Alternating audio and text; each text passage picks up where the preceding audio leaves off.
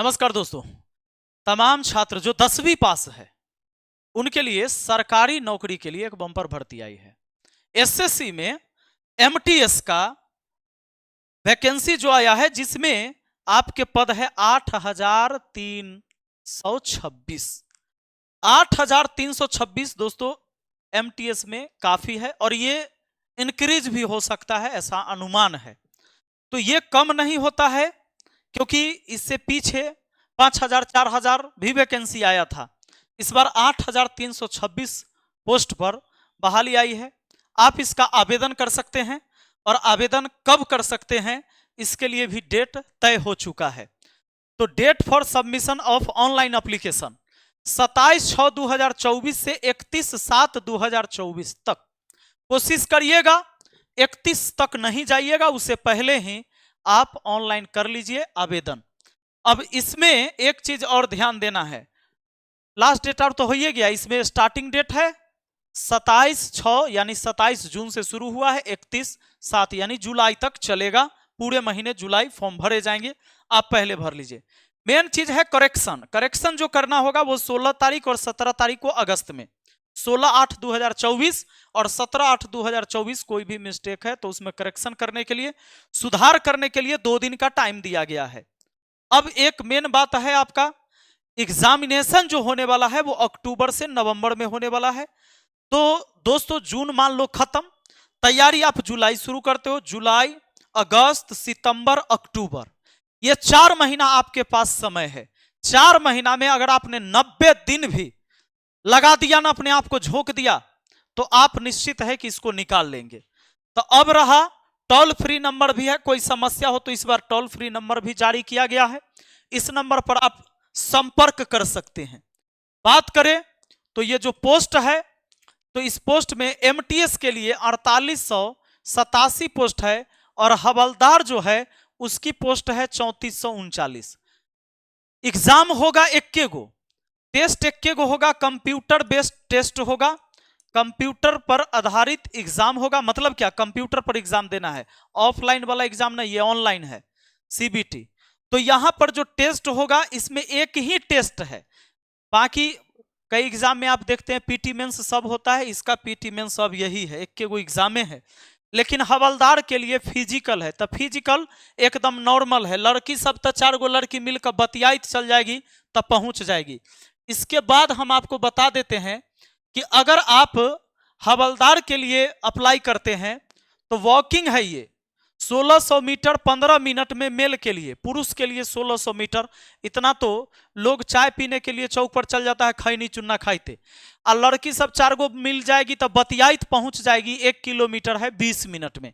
तो हवलदार पोस्ट के लिए यही है, बस चहलकदमी करते जाना है। मेल के लिए जो है हाइट है 157.5 सेंटीमीटर, बाकी छूट भी है 5 सेंटीमीटर का, किनके लिए, असम वालों के लिए, गोरखा के लिए, मेंबर्स ऑफ शेड्यूल ट्राइब्स के लिए इनको छूट है। और बाकी जो है चेस्ट इनका होना चाहिए 81 सेंटीमीटर, है ना। तो इनके लिए, किनके लिए, पुरुष के लिए। फीमेल के लिए 152 सेंटीमीटर ऊंचाई और इनका वजन मापा जाएगा जो कि 48 केजी का होना चाहिए। तो लड़कियों खाने पीने पर ध्यान दो। अब इधर देखिए, अब मेन बात क्या है, मेन बात एगो ये है कि जब आपका एग्जाम होगा तो एग्जाम होगा, इसके 2 सेक्शन। फर्स्ट सेक्शन है जिसमें आपका मैथ होगा और रीजनिंग होगा। आया बात समझ में, मैथ रीजनिंग।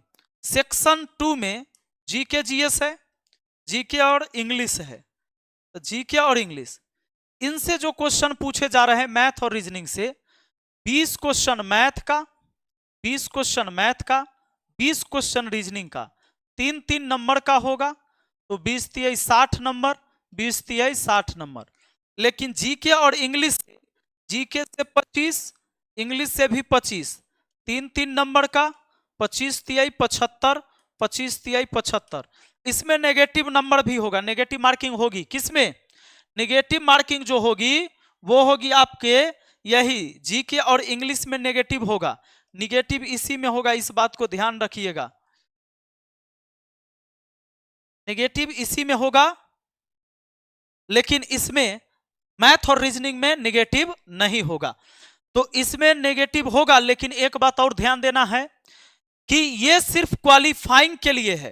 क्वालिफाइंग नेचर है आपका सेक्शन 1 मैथ रीजनिंग, और ये जो जीके इंग्लिश है आपकी मेरिट इसी से बनेगी, जीके और इंग्लिश से।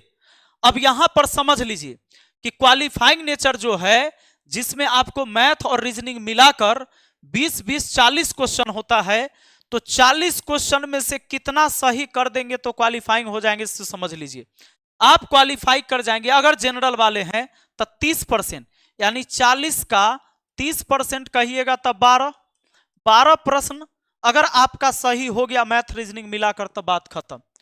25%, 40 का 25%, 40 का 25% यानी कि 10, तो 10 को लाना पड़ेगा ओबीसी और ईडब्ल्यूएस वालों के लिए। सिर्फ 10 क्वेश्चन सही करना है, प्रश्न 10 बोल रहे हैं, नंबर नहीं। 10 प्रश्न सही कर देते हैं तो ओबीसी और ईडब्ल्यूएस वाले क्वालिफाई कर जाएंगे मैथ और रीजनिंग में, और ऑल अदर कैटेगरी वालों के लिए 20%। तो 40 का 20% होगा 8, यानी 8 प्रश्न इनको सही करना है। इनको 8 प्रश्न, इनको 10 प्रश्न, इनको 12 प्रश्न सही करना होगा मैथ रीजनिंग में कम से कम, आना तो फेल हो जाइएगा। उसके बाद मेरिट जो बनेगा आपका इसके आधार पर बनेगा कि आपका सिलेक्शन होगा कि नहीं, वो जीके और इंग्लिश पर। तो जीके और इंग्लिश के लिए आपको बेहतर ध्यान देना है। मैथ रीजनिंग के अगर थोड़ा सा अच्छा नॉलेज, अच्छा क्या मीडियम नॉलेज है, तो आपको अलग से बहुत ज्यादा कुछ करने की जरूरत नहीं है, थोड़ा सा पढ़ लीजिएगा, बात खत्म है। हालांकि इस पर आपको ध्यान देने की जरूरत है। तो आपको हम अच्छे टीम प्रोवाइड करवा रहे हैं, इंग्लिश के बेहतरीन टीचर, जीके के बेहतरीन टीचर, और पूरी एक टीम आपको लेके आ रही है और आपकी क्लास चलेगी। आपकी क्लास जो है रेगुलर शुरू करेंगे हम, ऐप के ऊपर भी करेंगे, और आपके मैराथन क्लास हम यूट्यूब पर भी लगवाएंगे। तो आप अभी क्या करिए कि अभी आराम से एक बार पीछे के प्रीवियस ईयर क्वेश्चन एमटीएस का एक बार सब लोग देखिए। अगर तैयारी करना है तो पीछे एग्जाम हुआ है उसके प्रीवियस ईयर क्वेश्चन को एक बार देखने के लिए जरूरी है, क्योंकि उससे आपको पता चलेगा कि भैया किस टाइप से पूछे जाते हैं, कैसे कैसे पूछे गए थे, ये देखना एकदम जरूरी है, तब आप तैयारी में लगिए। ठीक है, तो चलिए मिलते हैं फिर अगली वीडियो में। बहुत बहुत धन्यवाद, थैंक यू।